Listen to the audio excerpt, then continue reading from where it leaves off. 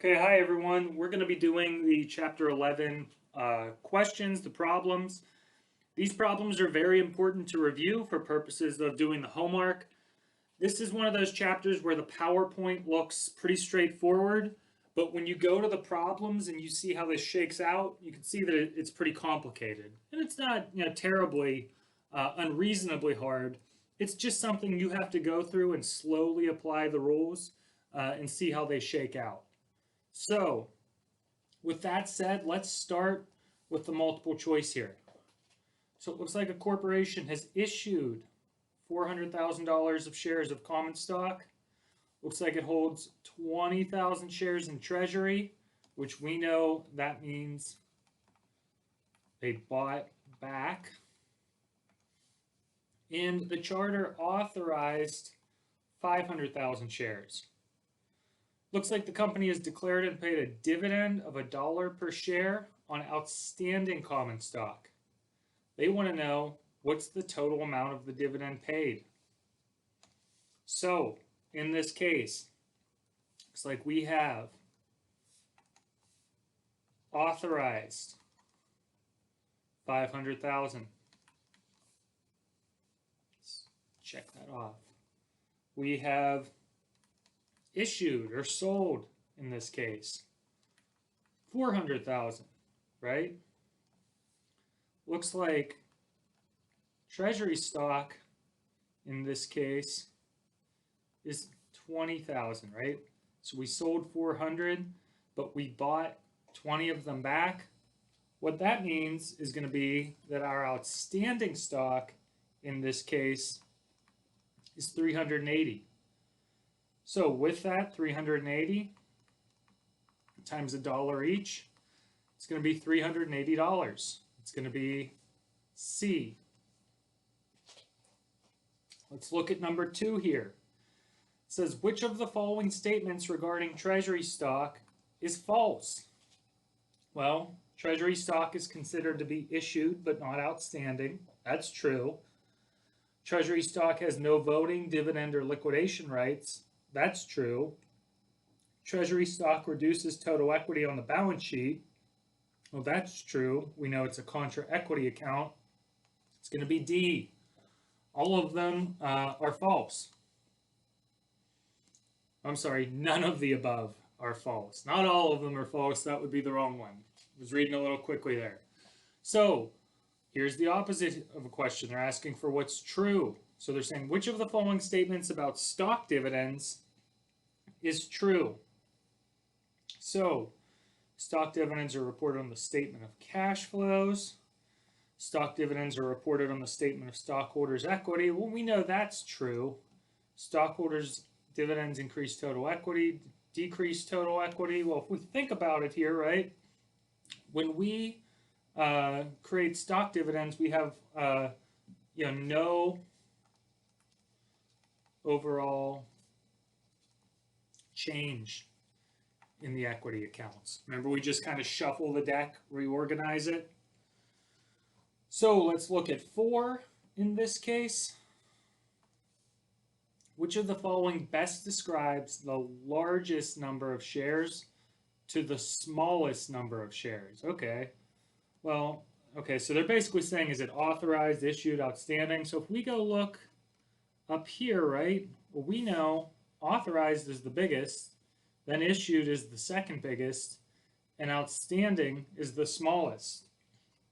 So when we look at 5, we're going to want to find, in that case, they want largest to smallest for number 4.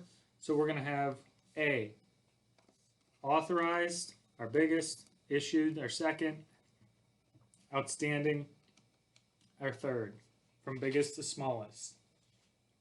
Let's look at 5 here. So it says a company issued 100,000 shares of common stock with a par value of $1 per share. The stock sold for $20 per share. What amount will stockholders' equity increase? Okay, so let's think about this here. Let's start with cash, right? So we're going to debit cash. What we got here is we sold 100,000 shares for $20 per share. It means our cash is going to be $2 million. Then we know we credit common stock and credit APIC, but for what amounts, how do we do this here? Well, common stock, we're going to take the $100,000 times the $1 per share par. So that's going to give us 100K. What that means is for this to plug and balance, this has to be 1.9 million. So when we look at this for 5, in this case, it's going to be C, $2 million. Our stockholders' equity increased. That's a stockholders' equity account. That's a stockholders' equity account. They increased. 6, which of the following dates does not require a journal entry? Well, we have date of declaration, date of payment. A journal entry is recorded for all of these, maybe. Well, let's see here. Date of declaration, right? We know that we debit retained earnings, and we credit dividends payable. We know date of payment, we're going to reverse out that dividends payable, and we're going to credit cash. Date of record doesn't have a journal entry. This just shows who's receiving this payment right there, who qualifies for it. Let's look at 7. A company has net income of $225,000. Looks like they pay dividends of $75,000. What is the net impact on retained earnings? So, retained earnings, we have beginning plus net income minus dividends equals ending. So, in this case, we had net income of $225. We had dividends of $75. The net effect of those is going to be an increase of retained earnings of $1.50. So for this, for 7, our answer is going to be C. Let's look at 8 here. Which of the following statements regarding dividends is false? Well, when we look here, so dividends represent a distribution of corporate profit to the owners. Well, that's true. Both stock and cash dividends reduce retained earnings. We know that's true. Cash dividends reduce net income. Well, that's false, right? We know that's false. We're not reducing net income in that case. We looked at the journal entries up here for cash dividends. Net income's not impacted. It's retained earnings. So it's going to be C. Number 9. Let's check that out. When treasury stock is purchased with cash, so we're going with treasury stock, hey, we sold some, now we're buying it back.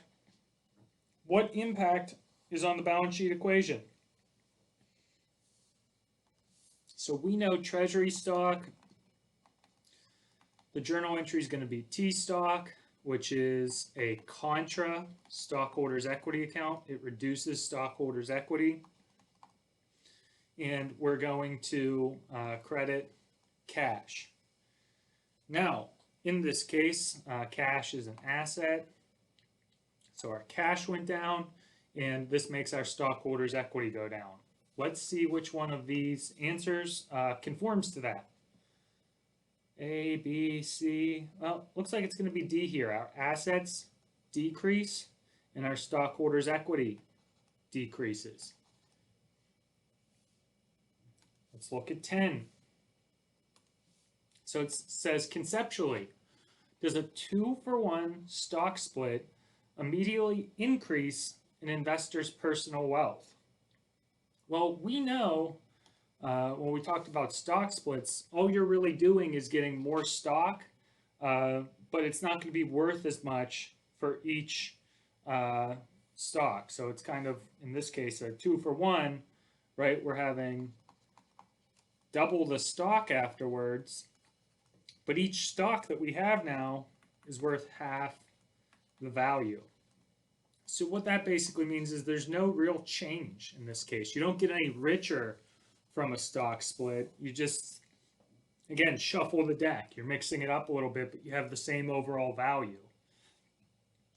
So with this, that's why it's going to be 10. No, the stock price per share drops by half when the number of shares doubles. So you get 2 times as much, but each thing you have is now worth half as much as it was before. Let's look here at exercise 11.2.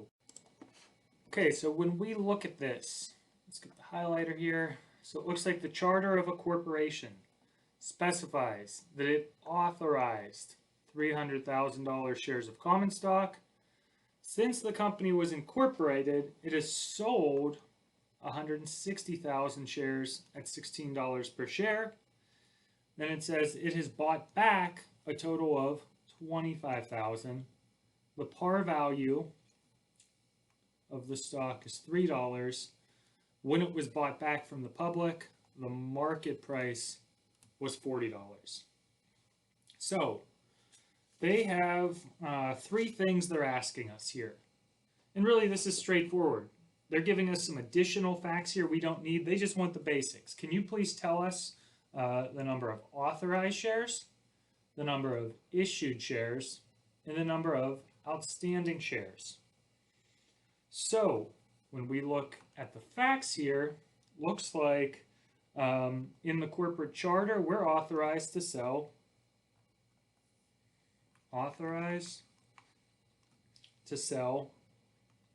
300,000 shares. Next, they want to know how many shares have we issued? Well, in this case, issued basically means sold. So we sold 160,000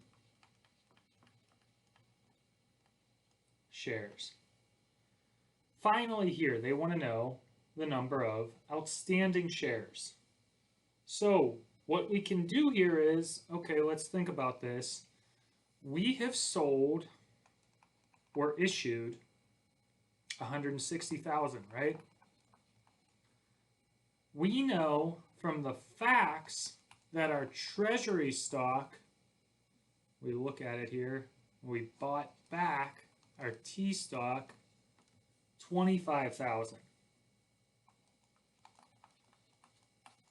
So if you take what we sold minus what we bought back, that means what's outstanding, the public still holds 135,000 shares.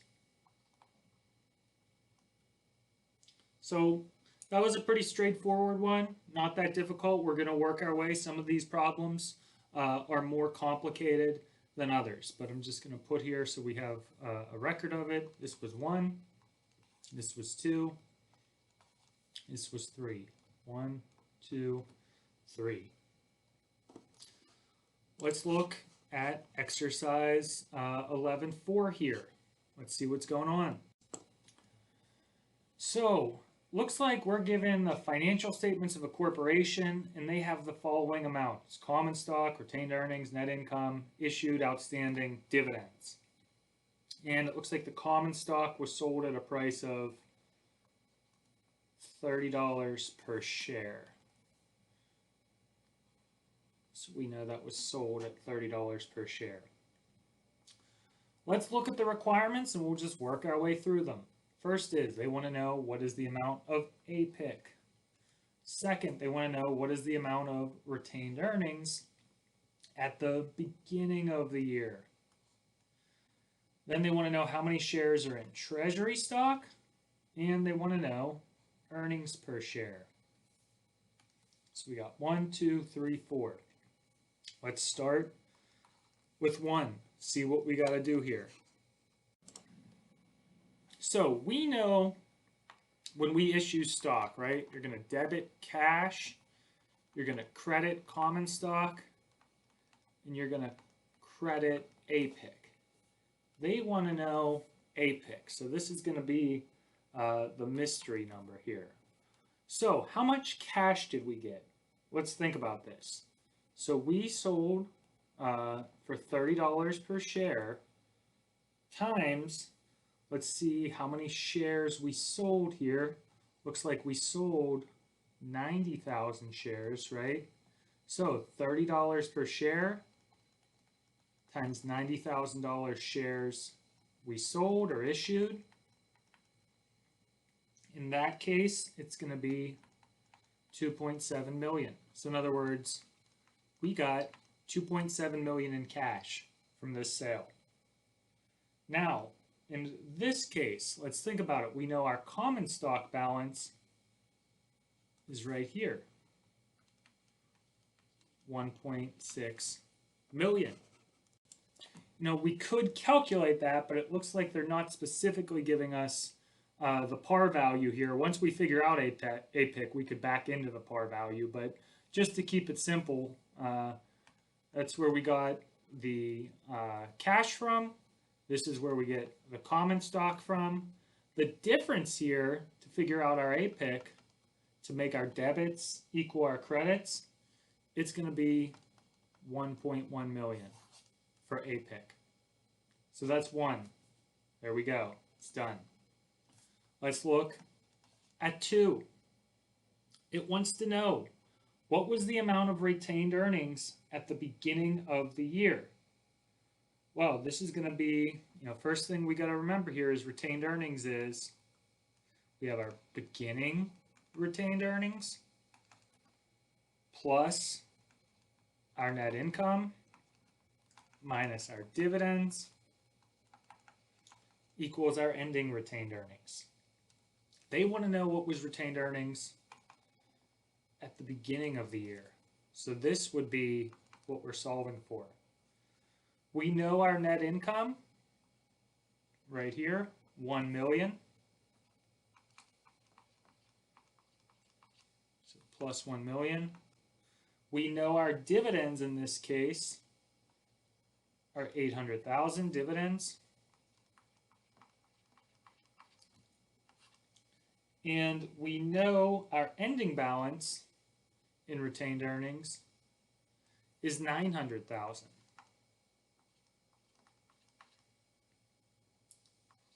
So essentially you have X plus 1 million minus 800K equals 900K. When you solve for X here, it's going to be 700,000. So this would be beginning retained earnings. That's 2.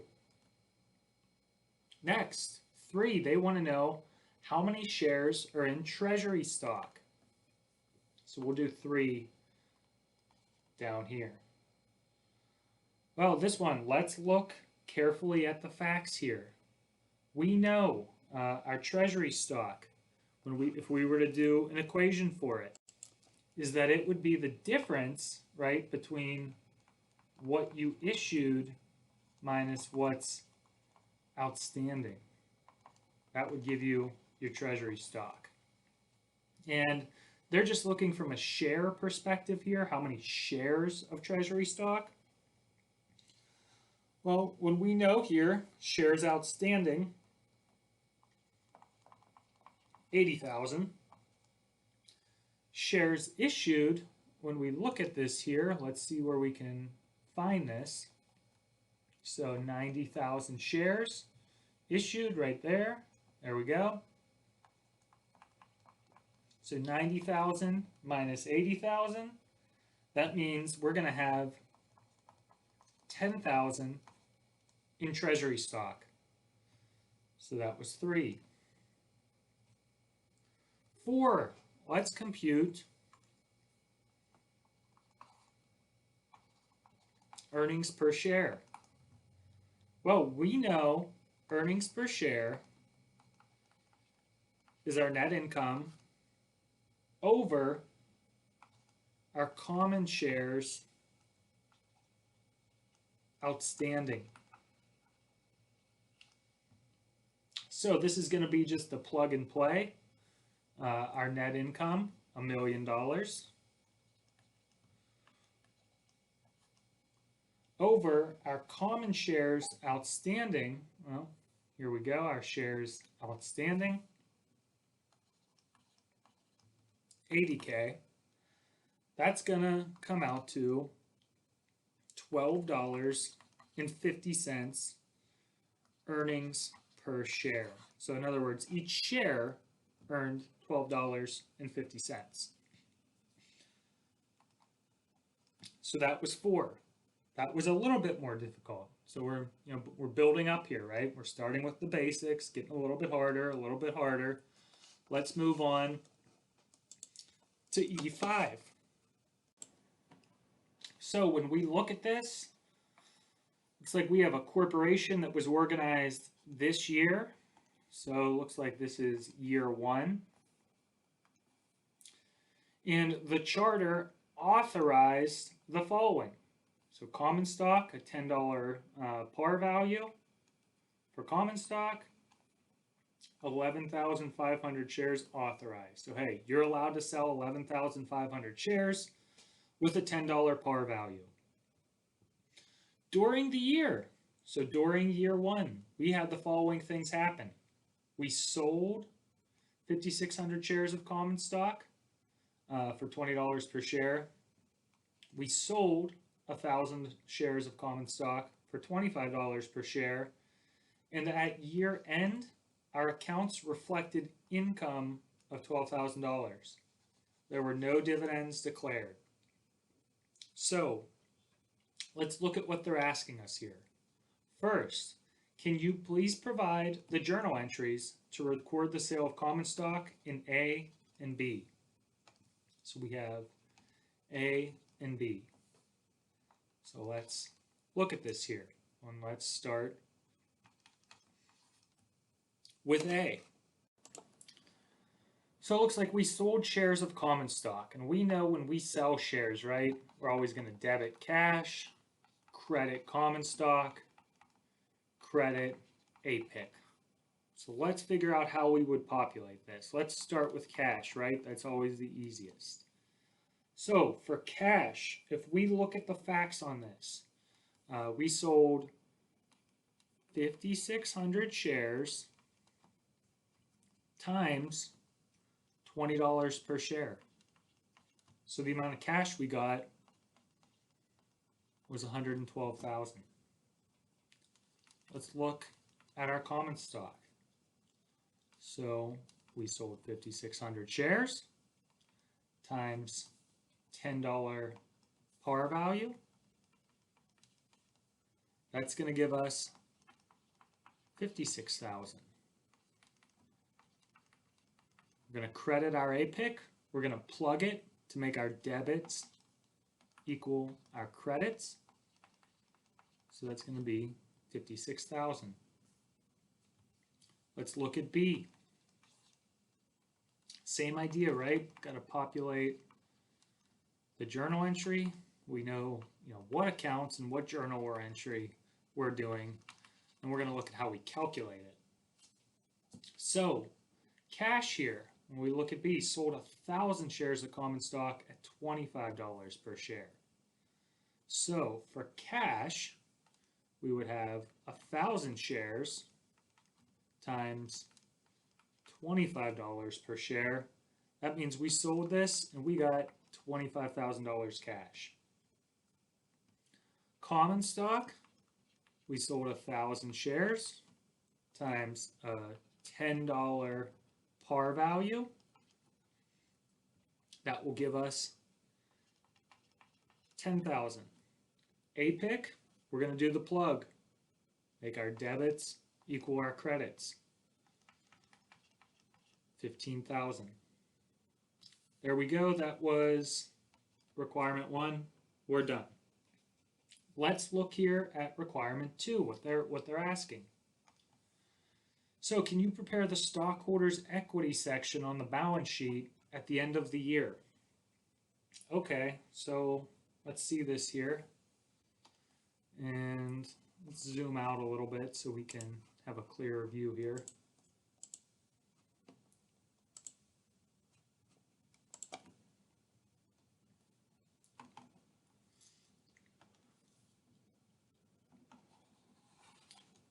So that's what we did.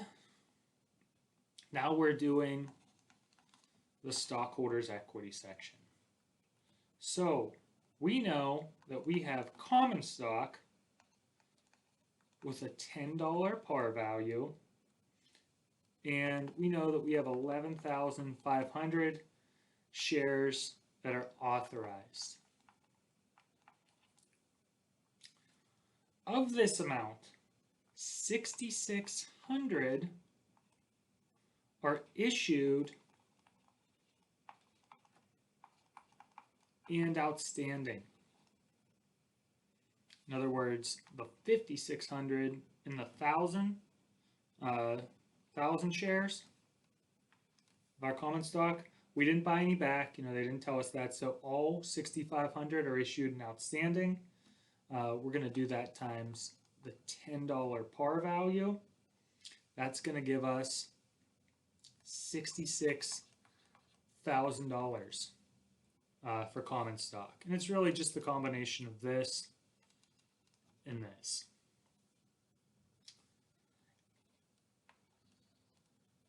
Next, let's do APIC. Well, in this case, our APIC is really just going to be the combination of two different things. It's going to be our APIC from up here, 56,000, plus our APIC from right here. That's going to give us 71,000. Finally here, we have our retained earnings. In this case, where do we get our retained earnings from? Well, this is where we have to go back to the facts, right? We know this is year one. So if we know it's year one, our beginning retained earnings is 0, plus our net income, which is 12,000, minus our dividends, which is 0. No dividends were declared. That means our ending retained earnings is 12,000. So carry that over right here. When you add all of these up, 66,000 for common stock, 71,000 for APIC, 12,000 for retained earnings. Our total stockholders' equity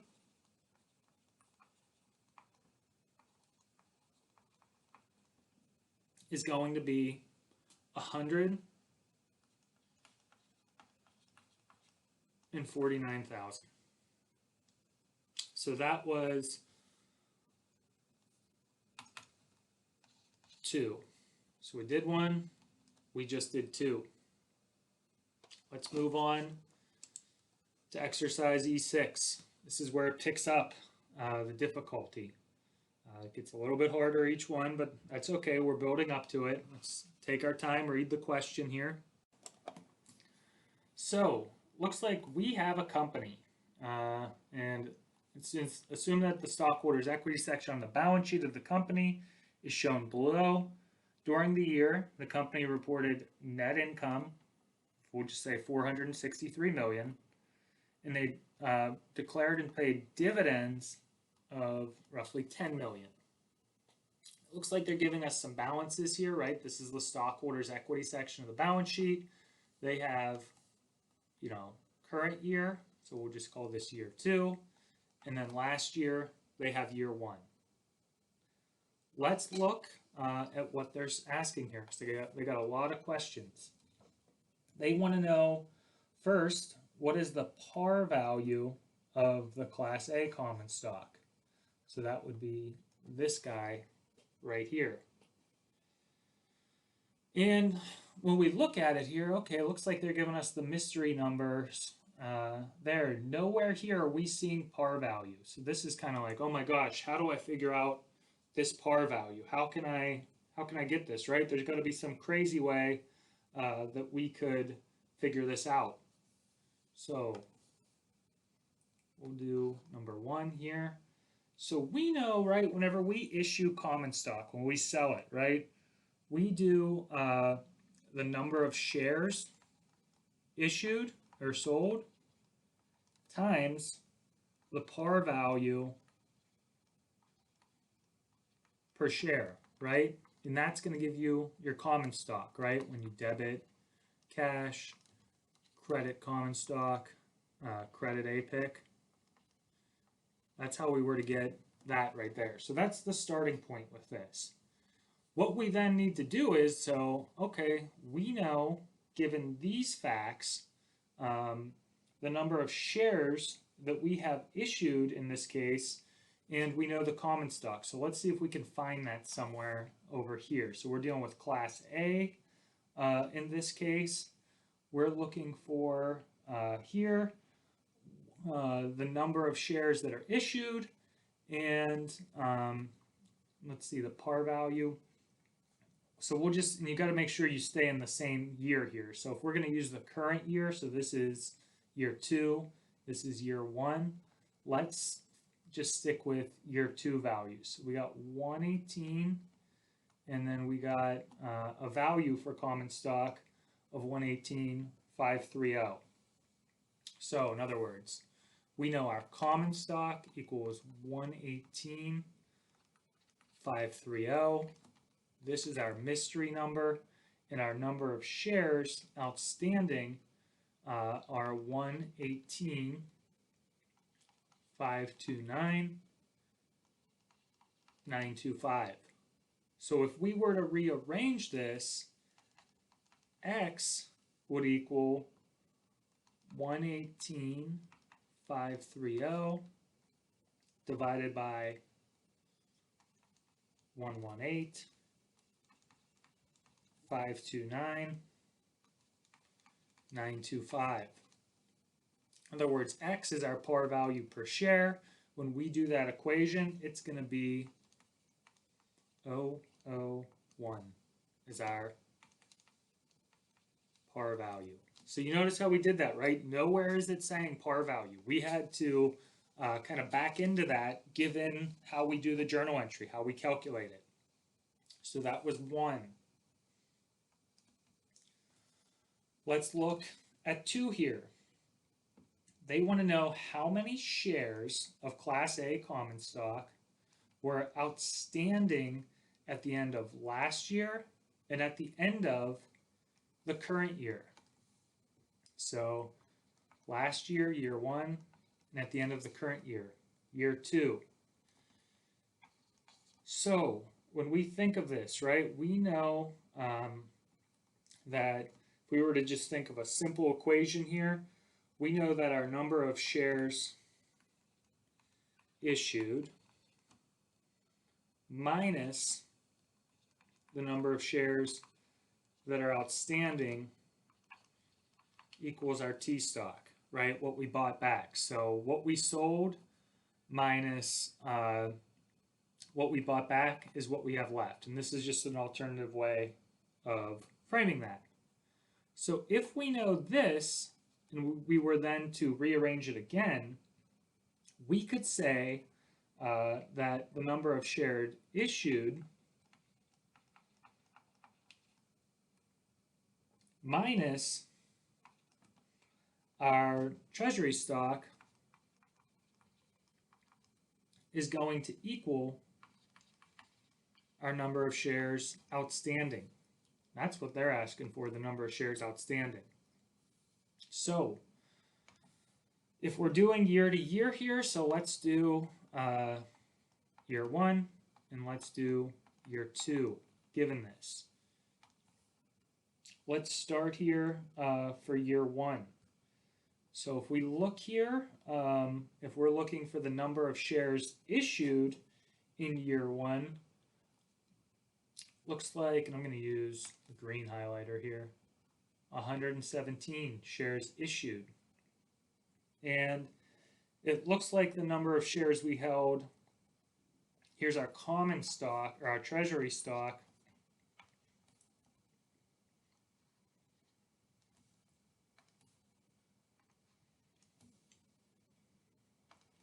is down here. So let's do year 1, which is green. And I'll highlight it green right here. And I'll highlight year 2 is blue.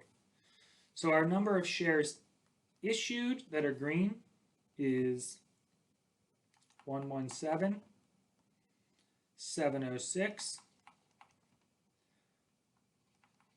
523 minus our treasury stock of 61, 740, 439. That means that our outstanding shares for year one are going to be 55, 966, 084. Year one, there we go. Year two, number of shares issued, 118,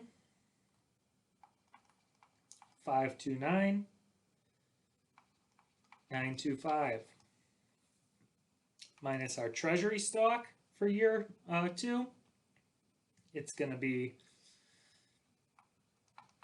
73, 099, 319.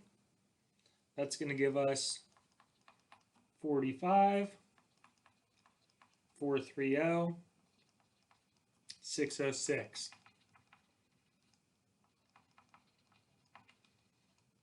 There we go. That's how we just did number 2.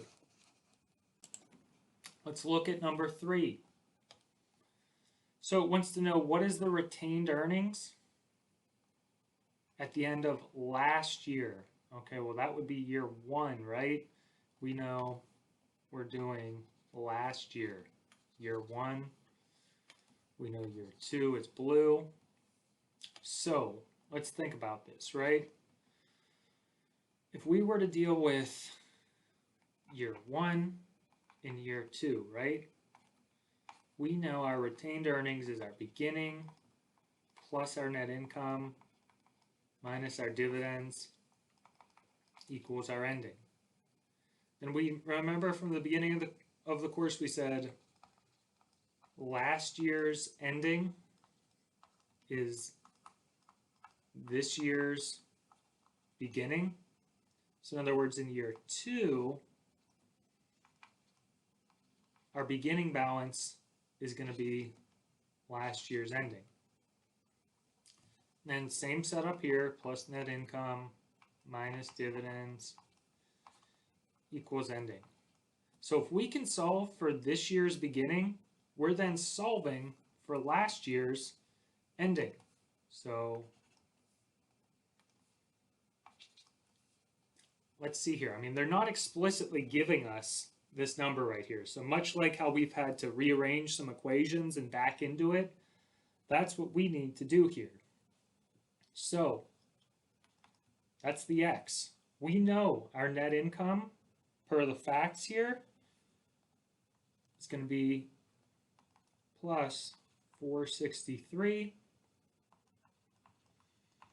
909. We know our dividends are going to be 10,000,002. And we know our ending retained earnings here for year 2. There we go, ending retained earnings. So it's going to be 3,107,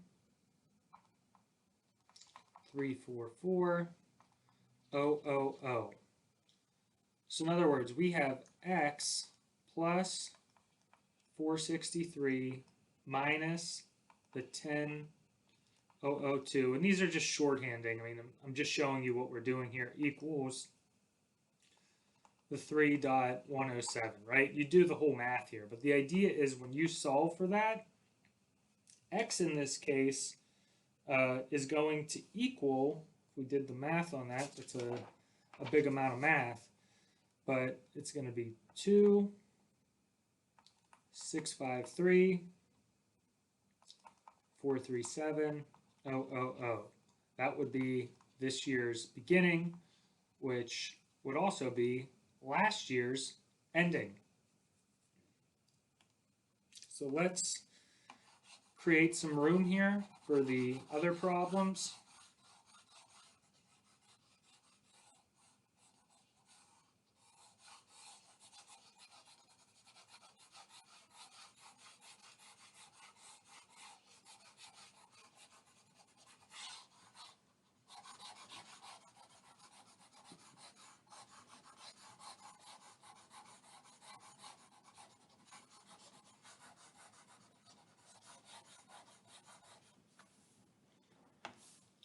Okay, so we just did 3.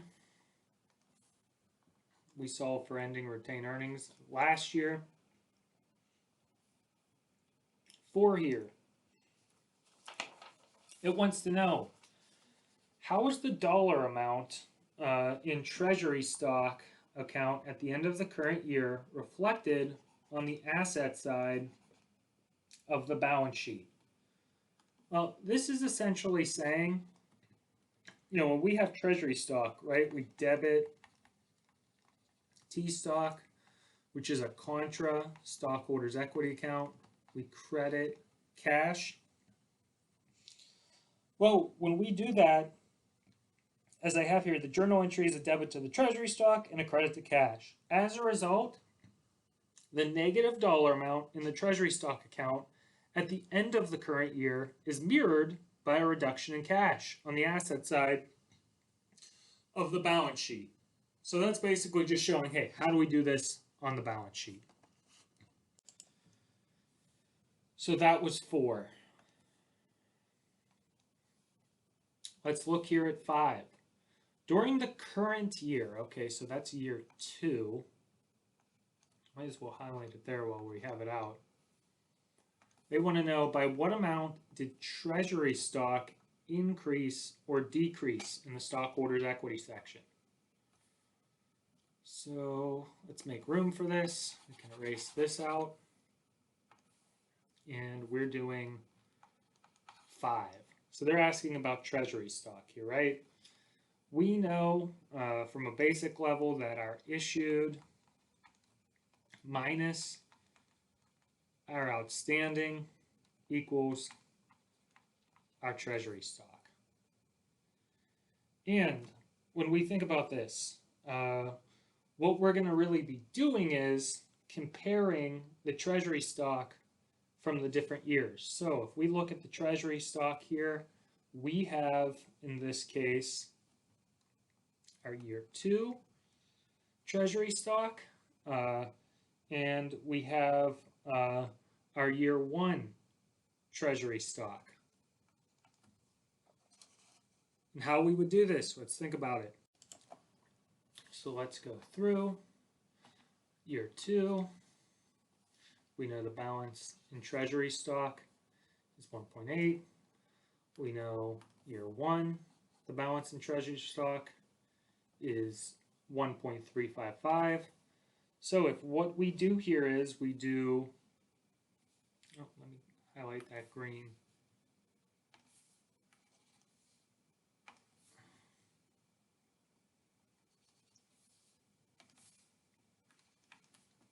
So if we have our year 2 treasury stock amount right here, 1.846312, and we subtract year 1 treasury stock, 1.355526. Basically, the difference between those is going to be 490,786. So what this means is this is the change in treasury stock. So in other words, we went from here, 1.3 to 1.8. And what's going here is, as I have here, treasury stock transactions decreased stockholders' equity accounts. So in other words, remember we have debit treasury stock, which is a contra stockholders' equity account. So, what that means is, to the extent we have more treasury stock, that means that our stockholders' equity is going to go down. And it looks like here we had 490,000 of treasury stock. That's from, that we've increased. So that means our stockholder equity section is going to go down by that amount. So that was 5.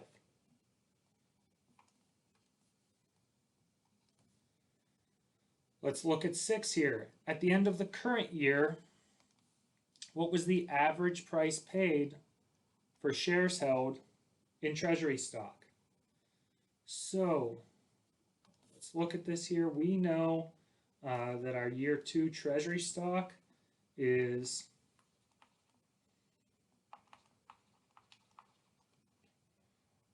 $1,846,312,000. And looks like we have these 73 million shares. 73,099,319. What that means is the average cost per treasury stock that we have is $25.26. Average cost of treasury stock per share. So that was 6. The one piece of advice, like I said, you could do this by hand, you can do it by a calculator. The easiest, if you're dealing with large numbers, plug it in Excel. If you can use simple formulas in Excel, this will help you do it. I like to do it by hand because we can actually see what we're doing here.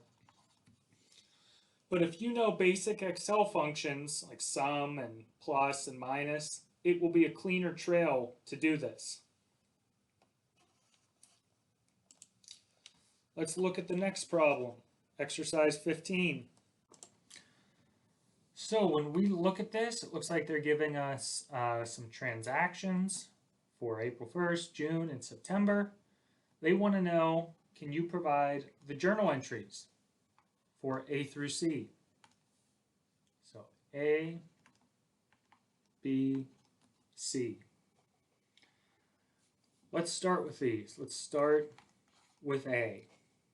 So we repurchased, which means we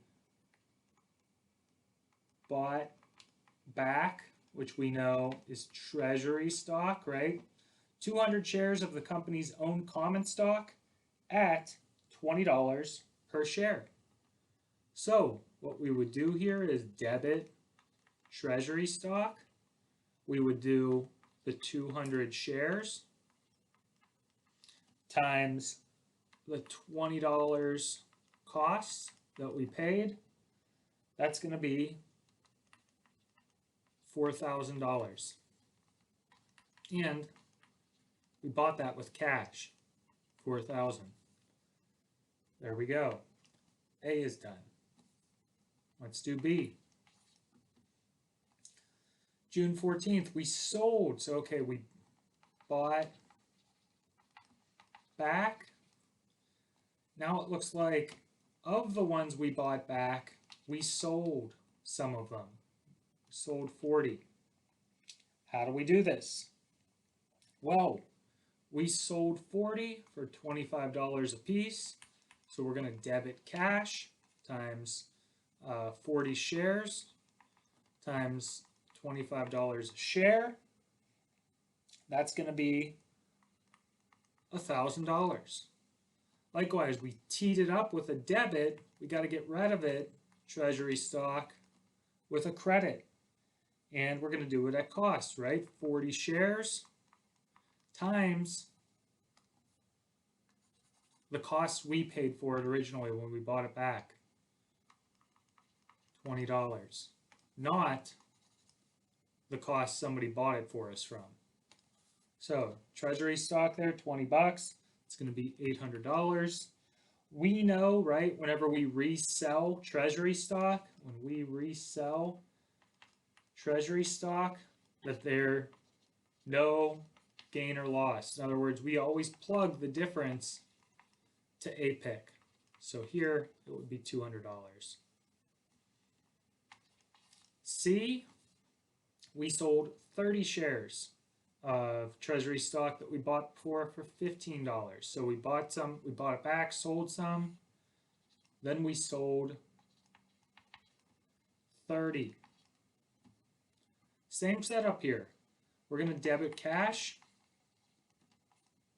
We sold 30 shares times $15 per share. It's going to give us $450. Likewise, we got to get rid of the treasury stock. We're going to do it 30 shares times the $20 we paid for it up here. That's going to give you, in this case, $600. Our debits are $450, our credits are $600. That means, again, same rule here, no gain, also no loss. We would plug the difference, a debit, APIC, for $150. So our debits equal our credits. Let's look at exercise 23. So this one, let's zoom in a little bit because we're going to fill it out on the form itself. So it looks like on July 1st, the corporation had the following capital structure: common stock, APIC, retained earnings, treasury stock. They want us to do two things. Complete the table below for each of the two following independent cases. So we have case 1 and case 2. So this would be case 1. This would be case 2. In case 1, the board of directors declared and issued a 50% stock dividend when the stock was selling at $12 per share. Case 2 is the board of directors announced a 6-for-5 stock split, i.e. a 20% increase in the number of shares. The market price prior to the split was $12 per share. So what they want us to do is, hey, given this information up here, can you populate this column? And then after you populate it, can you figure out how these accounts are affected in case 1 and how they're affected in case 2? So let's populate before the split first. We got to know where we stand before we start modifying it, right? So our common stock account, this is where this is before. Our common stock was 600,000.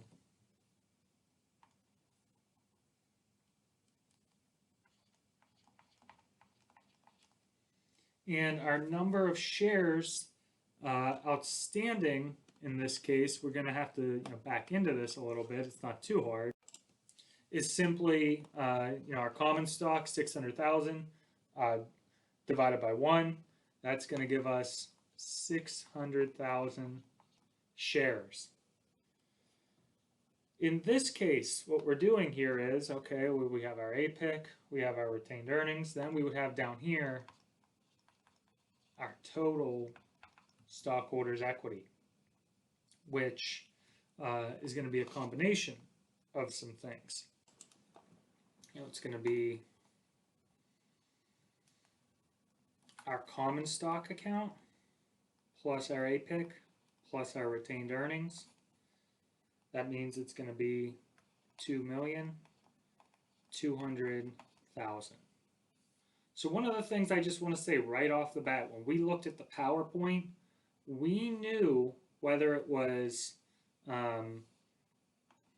a stock dividend or it was a stock split, that all you're doing there is you're just shuffling the values in here.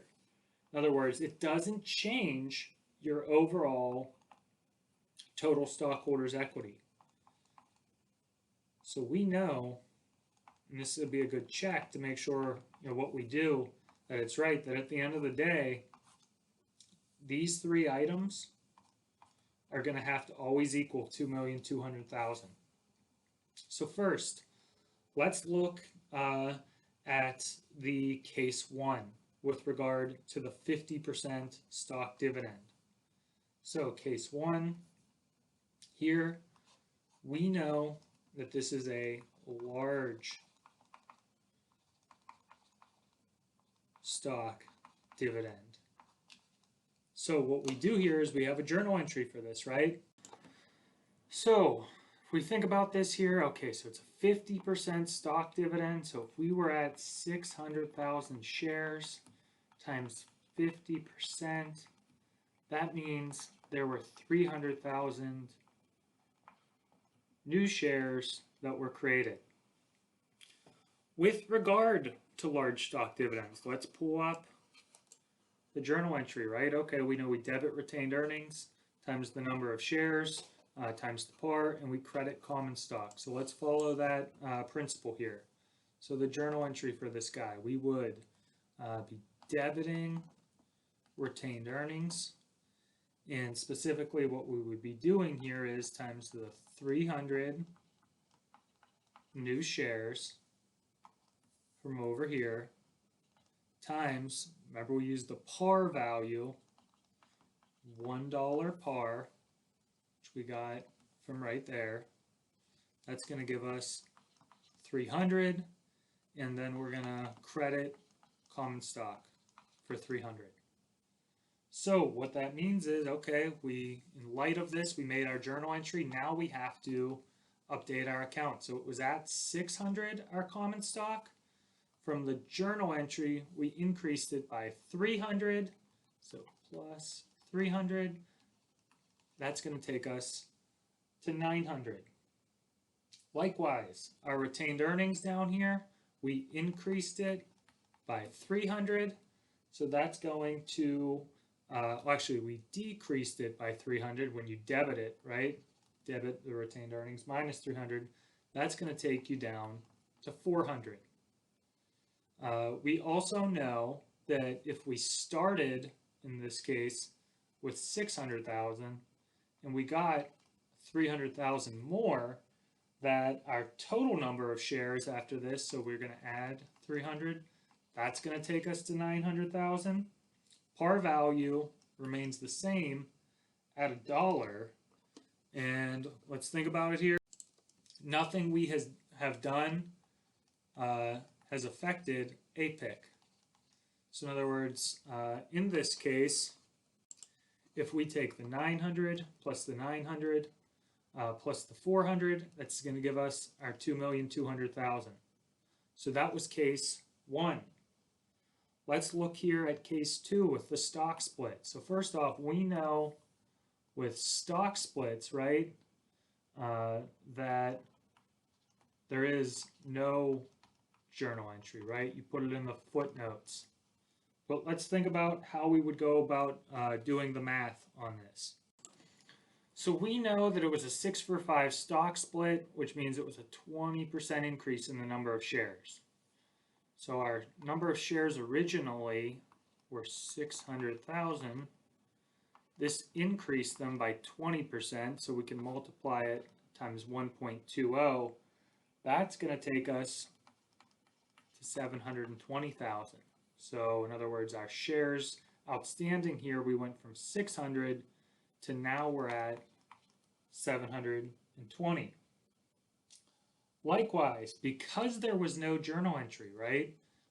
There was no effect on APIC, no effect on retained earnings. So these are going to be the same as the prior balances, 900 and 700.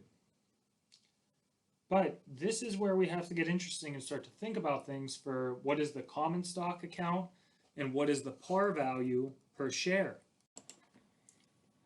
So common stock, again, we didn't do a journal entry to touch it. So that means there's going to be no effect. It's going to remain at 600,000. But this is the mystery, the par value per share. How do we figure this out? And remember, we know in this case, if we do our common stock, 600 plus 900, 1500, 1500 plus 7. There we go. We balance. Everything here is checking out. We just have one last variable that we need to solve for. So we know over here, right? Oh, wrong pen. That our par value per share, it's going to be our 600,000 common stock account over our 600,000 shares outstanding. That equals $1. If we were to replicate that over here, it would be our $600 common stock account over 720 shares outstanding. So in other words, when you do that math, it's going to be 0.833. Now that's going to be the par value per share. So again, just to summarize, all of these have the same balances at the end. Depending on, if you do a journal entry, that's going to affect certain accounts. If you do the stock split, that's going to change the par value per share and the number of shares outstanding. Finally here, let's go to the last problem. Let's zoom out here so we can read this. This looks like a fun one, right? We got 8 questions we got to do. So let's look at these. Let's get the drawing tool here. So they're giving us some information at the end of the year. Looks like provided the following selected and incomplete data. Some of this, like I said, for example, we could see this is incomplete. Let's work our way through these. Let's start here with 1. Can you determine the number of authorized, issued, and outstanding? So we'll do number 1. Let's start with authorized. So authorized, oh, well, this is easy, right? There we go. They give it right to us. 200,000 shares. Issued. Let's think about this. So we're going to probably, we don't see it anywhere directly, so we're going to probably have to back into it somehow. So that's what we're looking for. Looks like we got that much cash. They were sold for $17 per share. So what this would mean if we thought about it here, if we took $17 per share, that's what we sold it per share, a number of shares. So we sold a number of shares at $17 per share, and we got from that 2.125 million. So this would be our X. So in other words, if we rearrange this and we solved for X, X in this case, which would be 2.125 divided by 17, that's going to be 125,000.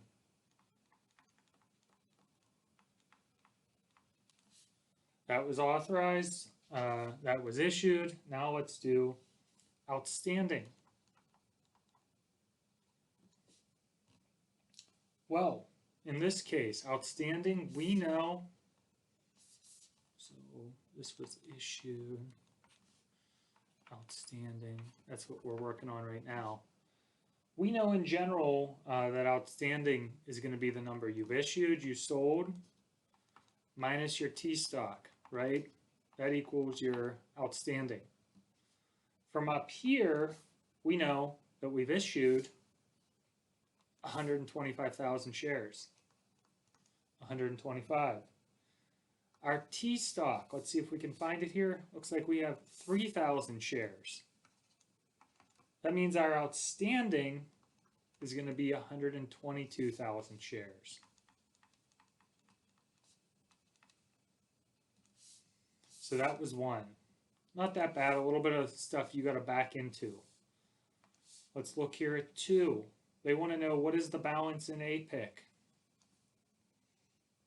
So we got to think about this here. Let's take a minute to read the facts and see what we can pluck out and how we can figure this out. So when we're dealing with APIC, we know we're going to debit cash in this case. When we did that before, we got 2.125 million. We're going to credit common stock, and we're going to credit APIC. That's what we're solving for here. Well, we know our common stock, right? So we sold from up here, we issued 125,000 times $10 par. That's going to get us, in that case, so let's do the math on it. Pull out the calculator here. So we do 125,000 times 10. It's going to be 1.25 million.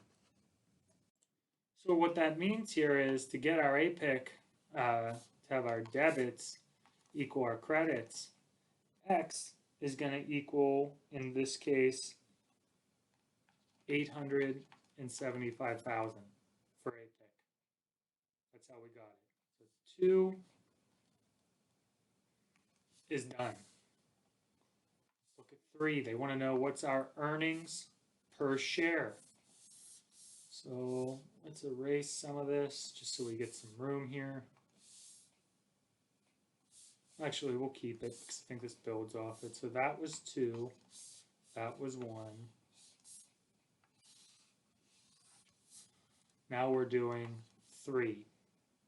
So earnings per share, right? We know that it's our net income over the number of shares outstanding. So our net income, that was given to us, 240,340. In this case, our number of shares outstanding, we can get from number 1. It's 122,000 shares. That's going to give us, for 3, $1.97 earnings per share. That was 3. They then want to know, for 4, what was the dividend paid per share?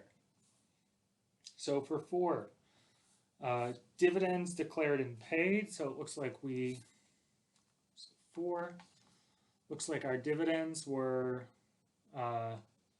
in this case, 123,220, so that's our dividends. And the number of shares again, outstanding, we have 122,000 shares. In that case, it's going to be $1.01 dividends per share. 5, we check this out, let's read it. In what section of the balance sheet should treasury stock be reported? Then it says, what is the amount of treasury stock that should be reported?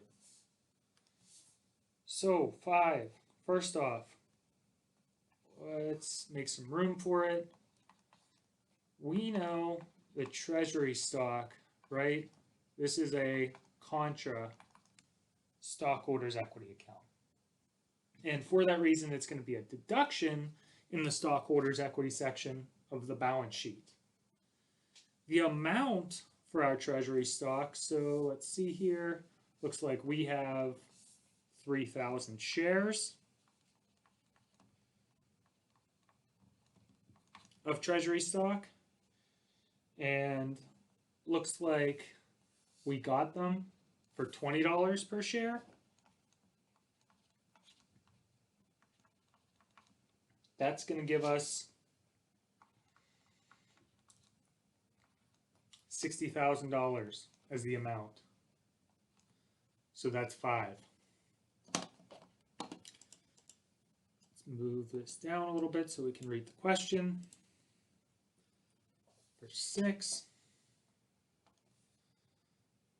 So it says, assume that the board of directors voted for a 2-for-1 stock split. After the stock split, what will be the par value per share? How many shares will be outstanding? So let's make room here for 6 to look at this. So we know, let's check it out. It was a 2-for-1 stock split, right? So what this means is when it's a 2-for-1, what that entails is that the par value per share is going to be cut in half. So if we know that the par value per share, let's see where we can find that. Here we go.